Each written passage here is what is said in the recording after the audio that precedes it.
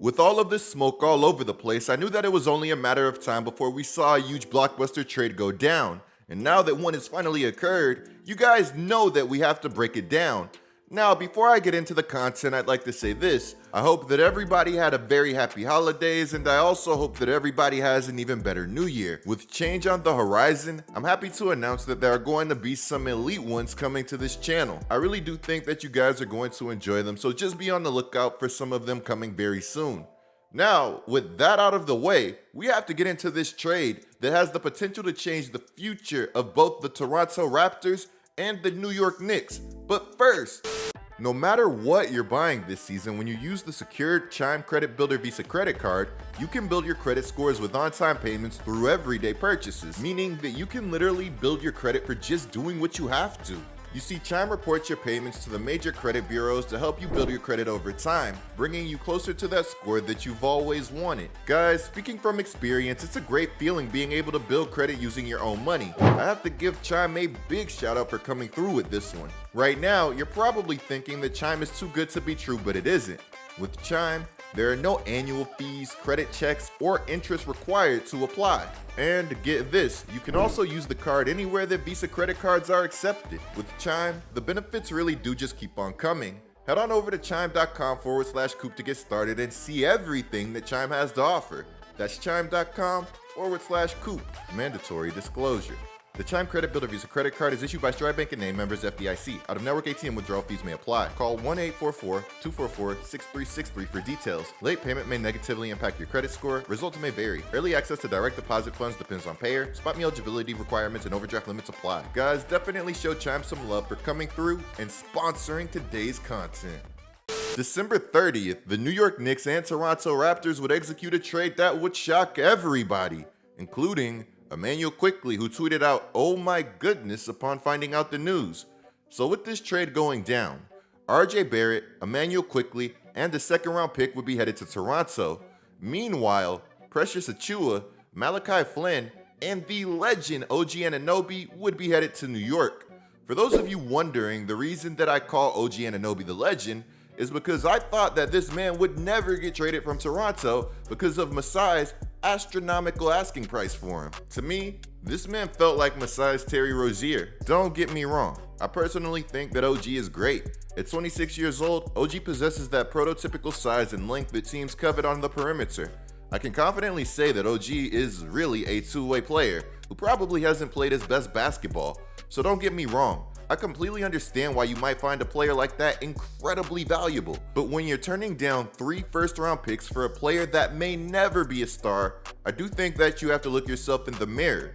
That is, unless you have some sort of crystal ball like Masai apparently does. To be straight up, I love this move for the Toronto Raptors, who decided that they weren't going to make the same mistake with OG that they made with Fred VanVleet, allowing him to leave for nothing in free agency after all of those successful years that he spent with their team. Sure, Ujiri didn't get those 2 firsts in a pick swap, but in my opinion, he got something just as valuable, bringing in 2 players who have untapped star potential. Admittedly, I'm not the biggest RJ Barrett fan, but I'm also not an RJ Barrett hater. This guy is only 23 years old and was averaging 18.2 points, 4.3 rebounds, and 2.4 assists this season as a third option on a team whose stars love to hunt their own shot. Not only is RJ headed home, which is going to hit different for him, but he's also going to be headed to a basketball situation that should allow him the freedom to thrive. Just imagine if this man links up with whoever fixed Scottie Barnes' shot. Scottie Barnes is legitimately an offensive cheat code right now. Regardless of the Raptors' record, Scottie has been wreaking havoc in Toronto. I'm really looking forward to seeing how Scottie will pair with Quickly because I think that these two are going to fit together like puzzle pieces. If you're a Raptors fan, you have to be incredibly happy with the way that things are looking in Toronto right now. There's so much potential there now that it's really just on the Raptors to make the proper moves to maximize it. It would be criminal for a Raptors team that is currently near the bottom of the standings to not trade Pascal Siakam, cleaning house, so that they could acquire more assets while providing themselves the opportunity to see exactly what they have in RJ Barrett and Emmanuel Quickly, which all signs are in fact pointing to this being the case, as Toronto is currently exploring Pascal Siakam trades. And don't worry guys, we will be bringing a Pascal Siakam trade video to the channel very soon. Just make sure that you are subscribed with notifications on so you don't miss it. Now this might surprise some of you guys, but who I'm most excited for with this move going down for the Toronto Raptors isn't RJ Barrett. It's actually Immanuel Quickley, who has only started 27 games throughout the course of his entire career before coming to Toronto. Despite starting a total of 0 games this season for the New York Knicks, Quickley has been efficient and effective, averaging 15 points on 45.4% from the field and 39.5% from deep. He's been doing this only playing 24 minutes a game in New York. Can you say untapped potential? Now don't get confused. This isn't a case of Quickley coming off of the bench being the best way to maximize him, because every time that he's gotten the opportunity to prove himself, he has. Last season, Quickley averaged 22.6 points, 5.4 rebounds, and 5.1 assists in 21 starts. Mind you, that in these starts, he also provided elite defense, making the Knicks 4 points better when he was on the floor. Guys, if you couldn't tell, I love Quickley's game. He's quick, he's crafty, he has a strap, and the ability to score at every single level on the floor. I really think that there's a good chance that he goes berserk in Toronto. Now, to dive a little deeper than the surface, this trade isn't as black and white as it seems. Quickley rightfully felt like he was a starter and wanted to get paid like one.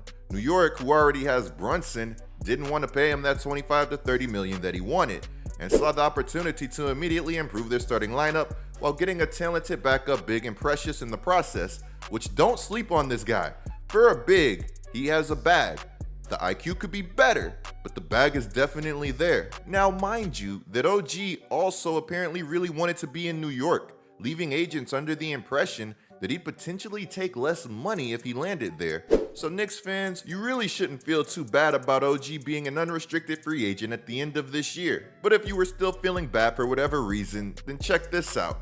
OG's agent, who is also Brunson's agent, just so happens to be the son of Knicks president Leon Rose. I know, what a crazy coincidence. So, like I said, don't feel bad about OG being an unrestricted free agent at the end of the year. To me, this whole thing was a clear win now move by the Knicks. On top of New York being able to improve their starting lineup, they're also able to allocate more minutes to players who fit better alongside stars, like Dante DiVincenzo, who just went off for 38 points on 21 shots against the Pacers. Look, I know it's the Pacers, but to me, 38 on 21 is 38 on 21. It's impressive.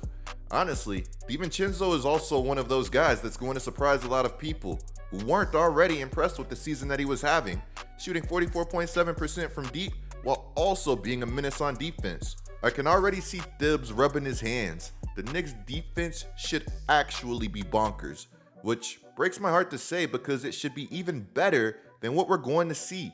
I know that Hartenstein is no slouch, but just imagine what this defense would look like if Mitchell Robinson never lost his season due to injury. Guys, I really do like this trade and see the potential for both sides. I know that the Knicks have been getting a lot of hate when it comes to this trade, but I wouldn't fully judge this trade until we see what New York's next move is going to be, because apparently they do have another one lined up. We discussed this a bit in yesterday's video about DeJounte Murray, which be sure to check it out if you haven't already. So apparently an NBA exec thinks that the OG trade alone puts the Knicks above the chase pack of the Heat, Cavs, and others.